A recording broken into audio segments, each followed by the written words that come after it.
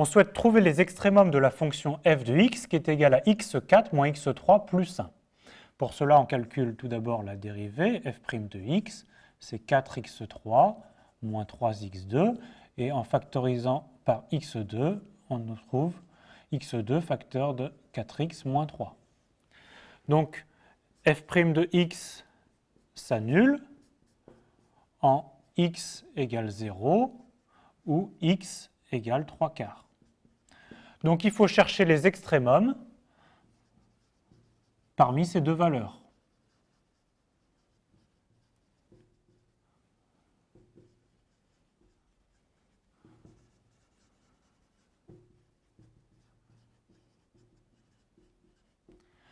Alors, commençons tout d'abord par la valeur 3/4. En x égale 3/4, on a besoin de calculer la dérivée seconde. Alors, que vaut f seconde de x? C'est 12x2 moins 6x. Et donc, on peut calculer f seconde en 3/4 et on trouverait que ça fait 9/4, qui est donc une valeur positive.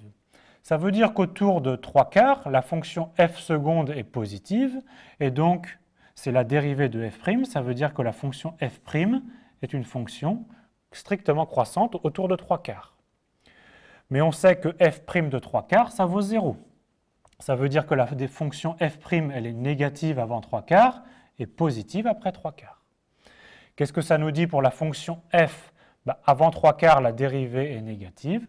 La fonction est donc strictement décroissante et ensuite, elle devient strictement croissante car la dérivée est positive. On a donc bien que f admet un minimum local en 3/4.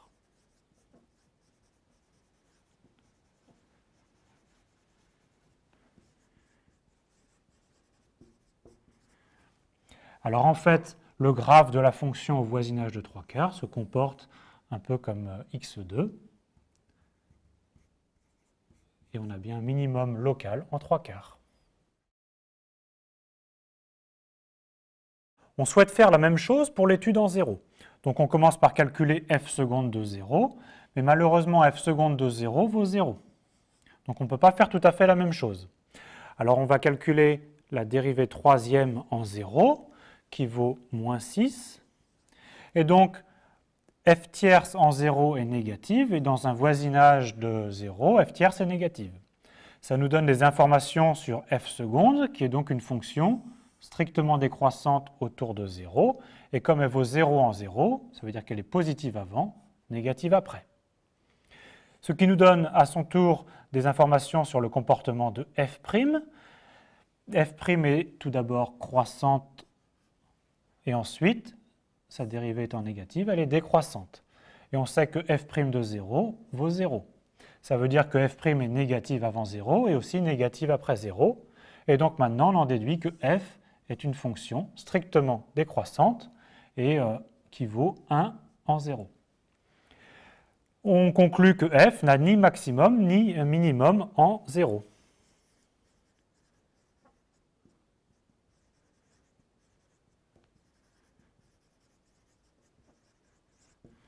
On peut aussi dessiner le graphe local de cette fonction f. Ça se comporte un peu comme la fonction moins x3, avec ici une tangente horizontale, mais ni minimum ni maximum. Cette étude locale peut nous aider à tracer le graphe global de la fonction que je vous ai représenté ici en rouge. On reconnaît ici le minimum local en 3/4, qui est aussi un minimum global. Et ici en 0, un point d'inflexion, c'est-à-dire qu'on a une tangente horizontale, mais ni un minimum ni un maximum. Vous comprendrez mieux le lien entre l'étude locale et les dérivées successives lorsque vous étudierez les développements limités.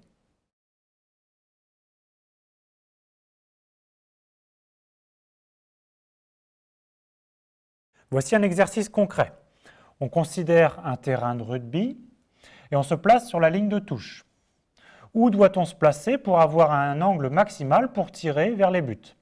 Vous comprenez bien que si on se place ici près du coin, l'angle apparent des buts va être tout petit, et si on se place très loin, l'angle apparent des buts va être très petit aussi. Il doit donc bien y avoir une position meilleure que l'autre pour avoir un angle le plus grand possible.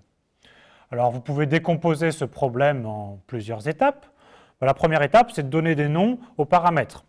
Alors on appelle B la distance au premier but, A la distance entre les deux buts, et X la position qui varie sur la ligne de touche. On a donc l'angle bêta qui est le premier angle, et l'angle alpha qui est l'angle qui correspond à l'angle apparent qu'on veut maximiser. X, bêta et alpha varient en fonction de X. Ensuite, vous pouvez calculer la tangente de alpha plus bêta, la tangente de bêta, et en déduire la tangente de alpha en fonction de A, B et de X. Maintenant, maximiser alpha, c'est aussi maximiser tangente alpha. Et donc, vous vous ramenez à l'étude d'une fonction, la fonction suivante, f de x égale a de x divisé par x2 plus b facteur de a plus b, dont vous devez étudier les extrémums, et ensuite vous pourrez conclure.